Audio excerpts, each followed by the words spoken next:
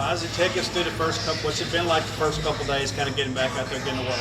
It's fun getting to see all the guys fly around again, and just we getting to play football. It's not just in the meeting room all day working out and running. We actually getting to do what we came to school to do, and that's play ball. And it's fun. How do you feel about the depth? Like just going through the practices, Coach Levy always talked about just having the bodies out there to go through practice and do what they want to do. I mean, what's your thoughts on that? I love it because, we brought guys in that wants to play.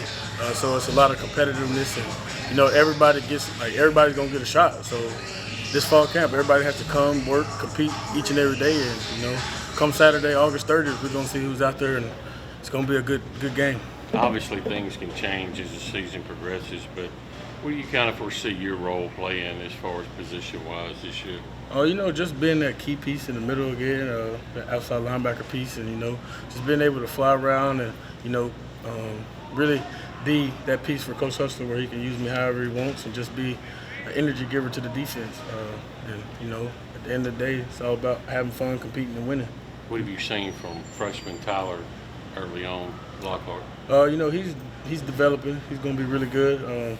I feel like this fall camp is really crucial to him, and just getting better in the playbook and going out there and playing fast, because that's what it's going to come down to. You mentioned before kind of playing a similar role to what you did last year. Are you playing more linebacker this time around? Or are they just kind of letting you float around a little bit? It's more linebacker, but eventually, just float around. What are you seeing from those guys in the secondary? With Brallo and Jerron and those guys, and some veteran guys, but also some newcomers. Jerron, he did a lot at his old schools, and he knows the game of football really well. Of course, Brallo played here last year, and then we got Hunter Washington back. Just having those guys in the back end, it takes a lot of stress off me and the other linebackers and the D line, just because we know we got some players back there that knows the game of football and been around it for a while.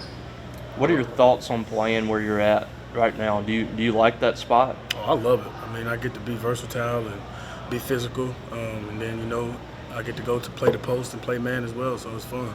How about Tony Mitchell too? Tony's doing really good.